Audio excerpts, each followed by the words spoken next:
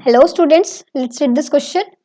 A charge Q is uniformly distributed over a length L. Consider a hypothetical cube of HL with the center of the cube at one end of the rod. Find the minimum possible flux of the electric field through the entire surface of the cube. So let's start solving this question.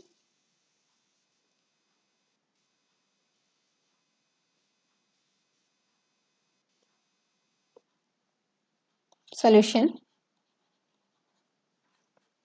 Total charge enclosed by the rod is Q.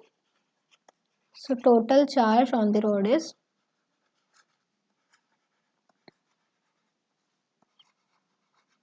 Q. Okay. So length of rod and h of hypothetical cube both are same. Length of rod which is equal to edge of hypothetical cube.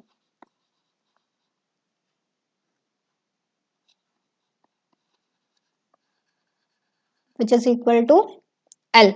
And portion of the rod lying inside the cube, simply one end of the rod lying inside this cube, means that L by 2 portion of this rod is inside the cube. Portion of the rod lying inside the cube is equal to L by 2. Okay. Linear charge density, road की linear charge density क्या होगी?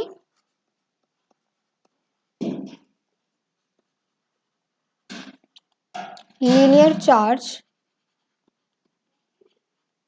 Density of rod is Q by L because Q is total charge and L is length. Okay. Next is Gaussian theorem use करेंगे हम hypothetical cube के लिए. तो क्या formula आ जाएगा? Phi is equal to q enclosed by epsilon naught. There is charge enclosed in the charge inside the cube. Okay. Charge per unit length कितना हो जाएगा? Q by L. Okay. Linear charge density की यहाँ पे कोई requirement नहीं है तो आप नहीं भी लिखोगे तो भी कोई दिक्कत नहीं है. Okay. So total charge enclose निकाल लेते हैं. क्यू इन कितना होगा? देखो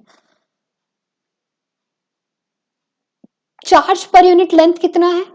charge per unit length and total length one में अगर हम ले हम मान लो 1 मीटर का कंसिडरेशन कर रहे हैं तो 1 मीटर में इतना चार्ज है और टोटल लेंथ उसके अंदर कितनी इनक्लोज्ड है? L बाय 2 लेंथ उसके अंदर इनक्लोज्ड है. तो ओवरऑल मेरे पास चार्ज इनक्लोज्ड कितना आ गया? Q by 2. देन पाई का वैल्यू क्या हो जाएगा? Q by 2 epsilon naught. This is the total flux और you can say minimum flux inside this surface entire cube. देखो सिंपली हमने क्या लिखा? फर्स्टली हमने गिवन कंडीशन लिखी है. रोड के अंदर चार्ज कितना है? क्यू चार्ज है. रोड की लेंथ और हाइपोथेटिकल क्यूब की लेंथ एल है.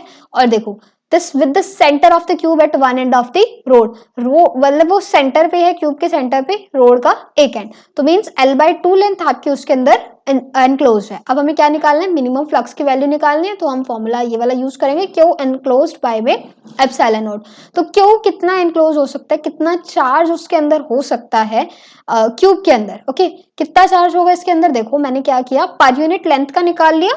जैसे हम सिंपली कहते हैं कि भाई इतने में कितनी पेंसिल आएगी, सिंपली हमने यही केस किया.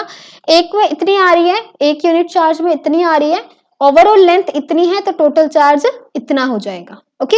ये जो Q बाई L हमने लिखा है ना, ये चार्ज पर यूनिट लेंथ लिखा है हमने. Charge per unit length. अब तो हमारे पास यहां से क्या वैल्यू आ गई? हमारे पास Q इनक्लोज की वैल्यू आ गई और हमने डायरेक्ट इस फॉर्मूले में वैल्यूज पुट कर दी. That is then we get our total flux, that is Q by 2 epsilon naught. I hope you understood it well. Best of luck.